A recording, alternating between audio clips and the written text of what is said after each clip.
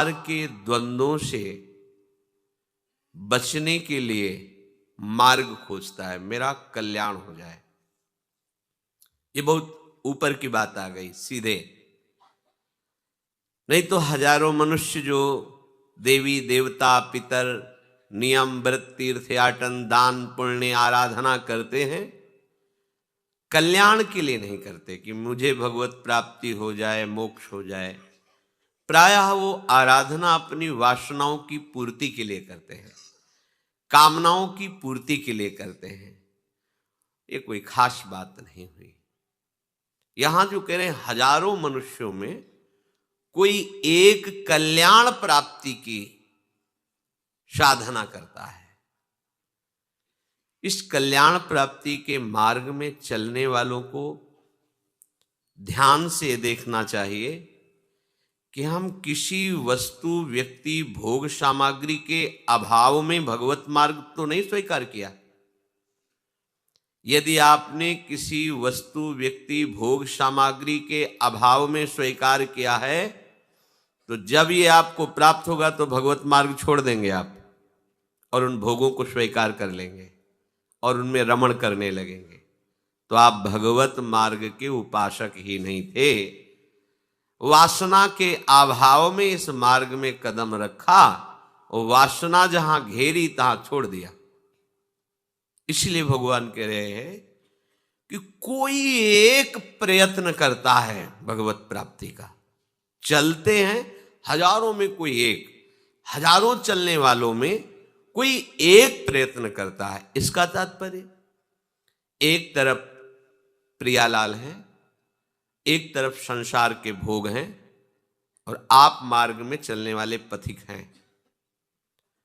आपको प्रियालाल चाहिए या भोग चाहिए? माया आपको भोग प्रदान करेगी, भक्ति आपको प्रियालाल प्रदान करेंगे। अब आप अपने को देखिए, आप किस मार्ग के पथिक हैं। जहां आपके सामने भोग रूपी दाने माया ने फेंके तो आपकी दबी हुई महत्व बुद्धि जागृत हो गई और आप भोगों को स्वीकार कर लिया। तो आप प्रियालाल के मार्ग के पथिक नहीं, आप भोगों की प्राप्ति के लिए आराधना कर रहे थे, फिसल गए। आप अपने कल्याण के लिए, प्रेम तो बहुत ऊंची बात है, आप अपने कल्याण का भी निश्चय नहीं किए हुए थे। इस मार्ग में आते ही हैं कोई संसार के दुखों से क्लांत शांत होकर भगवान की शरण लेता है, तो उसे विचार करना चाहिए कि जिन भोगों को हम चाहते हैं वो भोग तो किसी न किसी के पास बहुत है, उनको तृप्त हो जाना चाहिए, पर वो तृप्त नहीं हुए। तो मुझे विचार के द्वारा वो वासना, वस्तुओं के अभाव की भावना, इसका त्याग कर देना चाहिए, नहीं आगे गिरा देगी। जिस किसी भोग में तुम्हारा हृदय द्रवित हो रहा है, तो विचार विवेक के द्वारा आप उसे दबा दीजिए, नष्ट कर दीजिए अंदर ही अंदर। अगर वो वासना बनी रही तो आपको प्राप्त होगी, क्योंकि आप अध्यात्म मार्ग में चल रहे हैं तो आपके अंदर शक्ति आएगी। वो आकर्षणकारी भोग सामग्री आपके सामने आएगी और आपने महत्व बुद्धि कर ली है, सुख बुद्धि कर ली है, तो आप फिसल जाएंगे। आपका प्रयत्न भोग भोगने के लिए नहीं हुआ है, ये भगवत प्राप्ति के लिए हुआ है। आप देखो कैसे उपासक हो। भोग सामग्री सामने आई तो प्रियालाल को छोड़ दिया, भूल गए प्रियालाल को। यह आपकी बहुत बड़ी गलती है। इसीलिए हजारों चलने वालों में कोई एक प्रयत्न करता है, फिर हमारा सारा प्रयास होता है पाखंड का। अब हम भोग भोगते हुए अपने सम्मान को सुरक्षित रखने के लिए नाटक करने लगते हैं। हमारी दुर्गति हो जाती है। अंदर हम अशांत रहते हैं, बाहर से शांति का नाटक करते हैं। अंदर से हम असाधु हैं, बाहर से साधु का नाटक करने लगते हैं। इससे हमें शांति प्राप्त नहीं हो सकती। इससे हमारा बड़ा अहित है और जो हमारे पास आएगा उसका भी बहुत बड़ा हित है।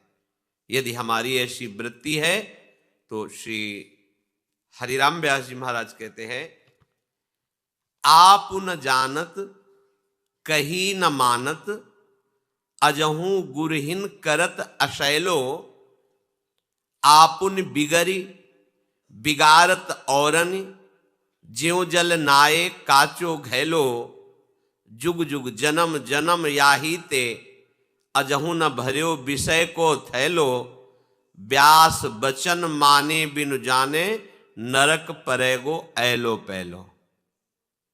बिनु विवेक वैराग्य भक्ति बिनु सत्य न एको मानो, भगवत विमुख कपट चतुराई, सो पाखंड नहीं जानो। महापुरुषों के वचनों को मानो। विवेक वही है जो असत वासना को विचार के द्वारा रोक ले, उसे भस्म कर दे। अंदर ही अंदर जो जलन होती है वो वासना भस्म हो रही, आपको कष्ट नहीं हो रहा, आप तदात्म है अंतःकरण में और वासना को सुखद मान रहे हैं, इसलिए आपको कष्ट हो रहा है। यदि आप कोई वासना लेकर के भगवत मार्ग में चलेंगे तो आपको कष्ट मिलेगा, अशांति मिलेगी, आपको भगवदानंद की अनुभूति नहीं होगी, तो आपके अंदर नास्तिकता बढ़ जाएगी। अरे कुछ नहीं है, नाम जप में 20 वर्ष से जप रहा हूं, कुछ नहीं है, भक्ति में बहुत करके देख लिया, वैसे ही अशांत हैं।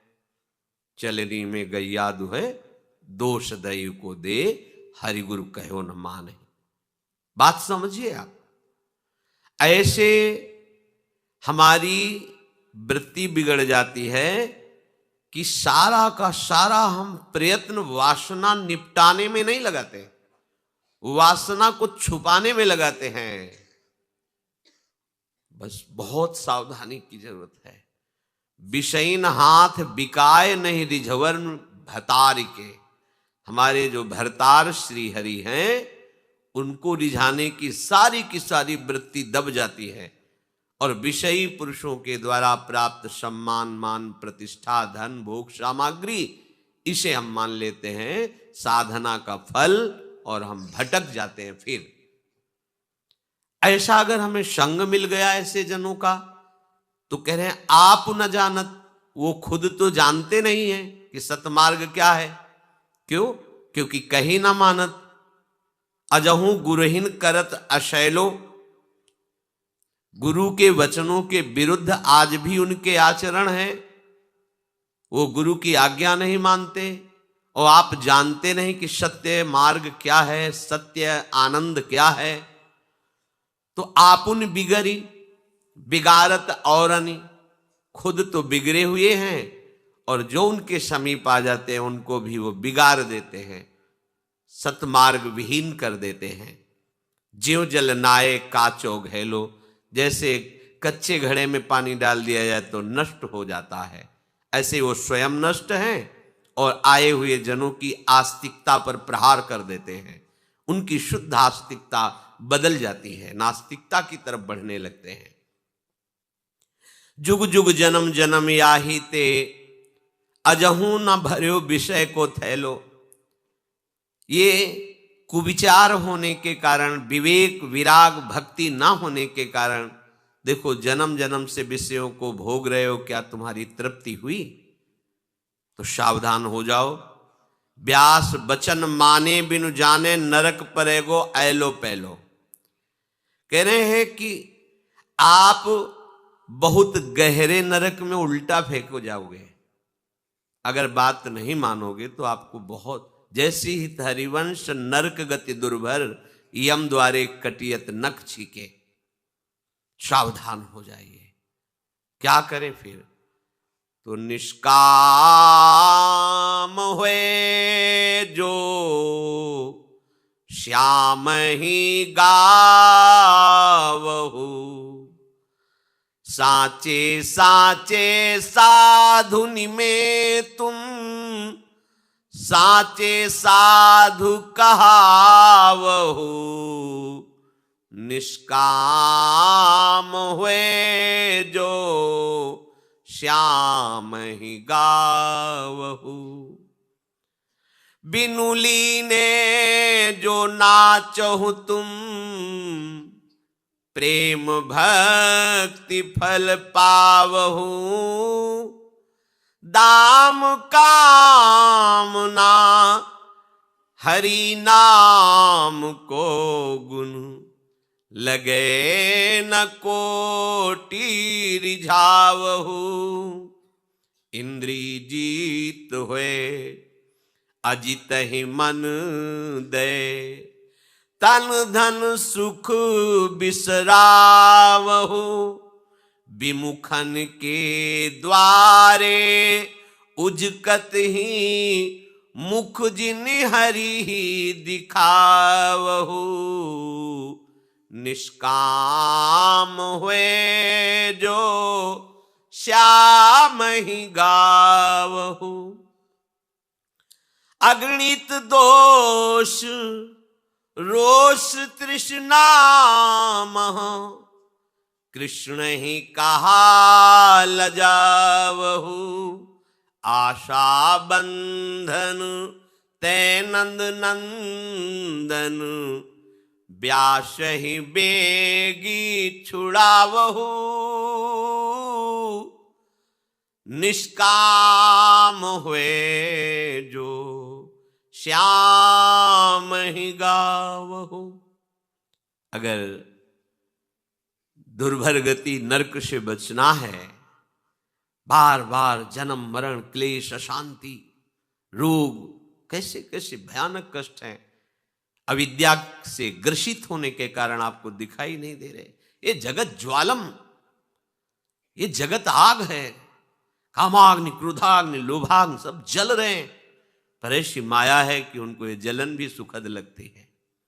भाग नहीं रहे, प्रभु की तरफ नहीं भाग रहे। ये जगत ज्वालम, अगर शीतलता मिलेगी तो सीतई स्वपदम करंदई समयतु, युगल सरकार के शीतल चरणारविंद का आश्रय लो तो ये ज्वाला तुम्हें स्पर्श नहीं कर पाएगी। पर कोई वासना के अभाव में, वस्तु के अभाव में, अगर आप कि हमारे पास धन नहीं, हमारे पास सुख सामग्री नहीं, नारी मुई घरी संपत्ति नासी, मूढ़ मुड़ाए भय सन्यासी, तो फिर आप सतमार्ग में नहीं चल पाएंगे। जहां आपको विषय सामग्री माया फेंकेगी वहीं आप उसमें लिपट जाएंगे और परमार्थ में चलना भूल जाएंगे। इसलिए मानते हैं हृदय में वासना है, पर क्रियात्मक को अपना प्रभाव ना दिखा पावे तभी तो साधक हो। अगर क्रियात्मक प्रभाव दिखा रहा तो साधक किस बात के, फिर तो संसारी हो। साधन पथ में चलने वाले उपासक के हृदय में वासना हो सकती है, अनेक जन्मों से उसी में रहा है तो स्वभाव संस्कार बना हुआ है, पर वो अपने गुरुजनों की वाणी, शास्त्र वाणी और भजन के प्रभाव से उस वासना को क्रियान्वित नहीं होने देता, सहता है। तास्तितिक्षस्व भारत, सह जाओ उसको।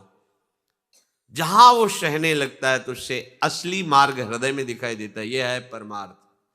जब तक सहन नहीं करता तो परमार्थ मार्ग में पर्दा लगा रहता है, वो जान ही नहीं पाता परमार्थ किसे कहते हैं। जब जैसी मन और इंद्रियों की प्रेरणा हुई उसी वेग से वो भोगों में उतर जाता है, तो उसे पता ही नहीं चलता परमार्थ किसे कहते हैं। यदि निष्कामता विवेक पूर्वक आप हृदय में धारण कर पावे तो आप सच्चे सच्चे संतों की गणना में आ जाएंगे। हरिराम व्यास जी कह रहे हैं तुम सच्चे संत कहाओगे, और सच्चे संत का जगत मंगल करने के लिए कोई क्रिया नहीं करनी पड़ती, स्वाभाविक उसके रोम रोम से परमाणु निकलते हैं, जगत मंगल स्वयं होता है। ये चलते फिरते साक्षात महातीर्थराज हैं संतजन। ओहो, इनके दर्शन से, इनके शरीर के स्पर्श की हुई वायु से, इनके वचनों से पाप ही नहीं पाप की प्रवृत्ति का नाश हो जाता है। सच्चे संत बनने के लिए हमें ये मार्ग मिला है। मत करो नाटक, किसी और की हानि नहीं आपकी हानि है। जिन विषयों में संसार रमण कर रहा है प्यारे, उन्हीं से विजय पाने के लिए आपको ये मार्ग प्रभु ने दिया है, आपको विवेक दिया है, आपको संग दिया है। कितनी कृपा है कि हमें भगवत प्रेमी महात्माओं का संग, उनकी वाणियों का संग, उनके बताए हुए सिद्धांतों का श्रवण मनन करने का अवसर दिया। नहीं, माया अवसर ही नहीं देती, ऐसे प्रपंच में फंसाए रखती है।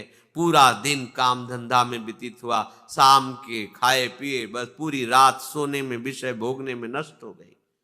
जीवन का जीवन व्यतीत हो गया, पता ही नहीं चला आयु कब नष्ट हो गई। अब मृत्यु का समय आया, कोई साथी नहीं, घबरा रहा है। अब फिर दुर्गति, जो हमें अवसर मिला था गया। सच्चे बनो, प्रभु सच्चाई से प्रसन्न होते हैं। हम में कचाई है, पर हम सच्चे मार्ग के पथिक हैं। वो कचाई धीरे धीरे नष्ट हो जाएगी, क्योंकि सत्य मार्ग का प्रभाव असत वासनाओं को भस्म कर देता है। बस आप मौन धारण करके चलिए, क्रियान्वित मत होने दीजिए किसी वासना को, नहीं तो भगवान के हजारों में कोई एक चलता है। उन चलने वाले हजारों में कोई एक प्रयत्न करता है अपने कल्याण के लिए। क्यों? क्योंकि उसे भोग के अभाव में परमार्थ के पथ की स्वीकृति हुई, तो जहां भोग मिला वहीं फिसल गया। ऐसा नहीं होना चाहिए। सोचो, जिन भोगों के लिए संसार पूरा जीवन नष्ट कर देता है, वो भोग तुमने परमार्थ पथ में कदम रखा कि वो बिना किसी क्रिया के सामने आ रहे हैं आपके, तो आपको अपने मार्ग का महत्व समझना चाहिए कि भोगों में लिपट जाना चाहिए। ध्रुव जी जब निश्चय किया कि मुझे परम पद पर पहुंचना है, आज हमारे पिता ने अपनी गोद में नहीं बैठाला, मां ने झिड़क दिया, मैं ऐसा भजन करूंगा कि भगवान के परम पद को प्राप्त करूंगा। माता का आशीर्वाद लेकर निकले, तेव ही देवर्षि नारद जी मिल गए। बेटा, हम जानते हैं तुम क्षत्रिय राजकुमार हो, तुम्हारे अंदर ऐसी दृढ़ता है, पर तुम गोदी में बैठना चाहते, चलो मैं अभी तुम्हें राज्य सिंहासन पर अभिषिक्त करवा देता हूं। मेरे आदेश का खंडन उत्तानपाद नहीं करेंगे। ध्रुव जी को अद्भुत आनंद हुआ। किस बात का? कि अभी तो भगवान के लिए कदम बढ़ाया, और जहां गोद में बैठने का अधिकार नहीं, वहां मुझे सिंहासन पर बैठने का अधिकार मिला। अब तो वापस ही नहीं हो सकते। यह है सच्ची मार्ग की प्रवृत्ति कि अरे, जिन भोगों के लिए संसार मारा घूम रहा है, वो भोग हमें परमार्थ में बाधा देने के लिए घेर रहे हैं। नहीं नहीं, अब तो आगे और बढ़ेंगे। जब अभी शुरुआत में ये है, तो परिणाम क्या होगा वो उन भोगों की तरफ देखता भी नहीं। पर अपने लोग ऐसे कच्चे विचार वाले हैं कि लगता है वर्तमान में सामने भोग ऐसे भोग लेते हैं, भविष्य में भगवत प्राप्ति कर लेंगे। कभी नहीं होने वाली।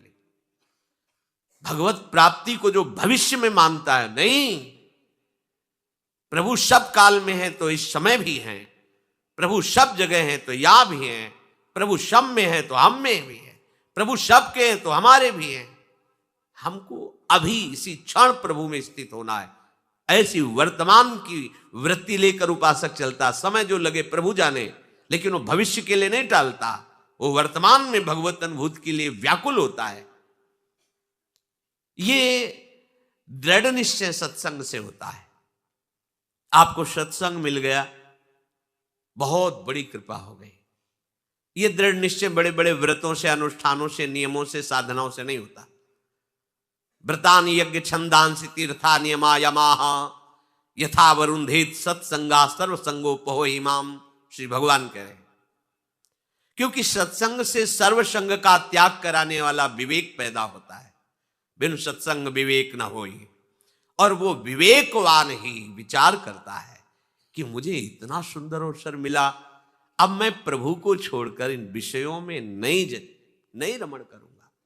नहीं, अंदर से स्वीकार की, आप अंदर से स्वीकृति दृढ़ नहीं किए हैं, इसलिए आप घबराते हैं। कभी ऐसा हुआ मैं फिसल जाऊंगा, नहीं, अंदर से दृढ़ निश्चय करो। और यह निश्चय उस समय ज्यादा जोर का होना चाहिए जिस विषय में आप कमजोर हो और वो विषय आपके संयोग में आ गया है। आपको उस समय बहुत सावधान रहना है। पर हम सावधानी को स्वाहा कर देते हैं और उस समय वर्तमान में उस भोग में लिप्त हो जाते हैं कि भविष्य में फिर हम सावधान होकर भजन कर लेंगे। कभी नहीं होगा। वर्तमान बिगड़ा तो बिगड़ता ही चला जाएगा, ये ध्यान रखिए। वर्तमान संभाल लिया तो भूत भविष्य सब पावन हो जाएगा। जो प्रभु की लीला का गायन करके प्रभु के नाम कीर्तन करते हुए प्रभु के सामने नाचते हैं, केवल प्रभु के लिए, कह रहे हैं कि बिनु लीने जो नाचो तुम प्रेम भक्ति फल पावो। दो भाव हैं। अभी हम भगवदाकार वृत्ति में लीन नहीं हुए, पर प्रभु का नाम लेकर उनके गुणों का गान करके नाच रहे, तो बोले प्रेम भक्ति फल मिलेगा तुम्हें। दूसरी बात, बिनु लीने, किसी से भी कुछ भी उसके बदले में पाने की भावना नहीं होनी चाहिए। नाम गुण कीर्तन नृत्य वाद्य आदि जो हम कर रहे हैं अपने आराध्य देव की प्रसन्नता के लिए कर रहे हैं। यदि कहीं यही दूसरे के दिखावे के लिए रिझावे के लिए हो गया तो फिर स्वांग हो गया। नहीं, रिझवन भतार के अपने आराध्य देव के रिझाने के लिए तुम नहीं कर रहे, संसार के लिए कर रहे हो। और यदि आप आराध्य देव के लिए कर रहे हैं तो भले प्रेम नहीं है, आप ऐसे ही प्रभु के सामने उल्लसित होकर गा रहे, नाच रहे, तो आपको प्रेम फल प्राप्त होगा।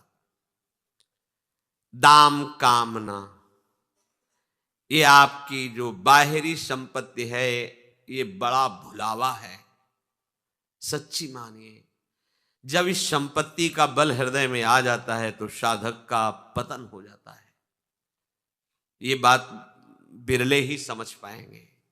ये बाहरी मान प्रतिष्ठा संपत्ति यश कीर्ति लाभ बाहरी, इसकी तरफ ध्यान मत दो। ये वो आंधी है जो तुम्हें शतमार्ग को ढकने के लिए भेजी गई है।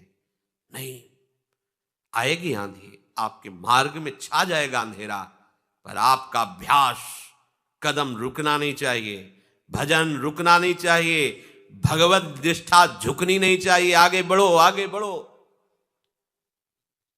अगर आप कहीं उस अंधकार में भ्रमित हो गए और किसी भी वस्तु व्यक्ति के साथ खेलने लगे तो आपका मार्ग रुक जाएगा।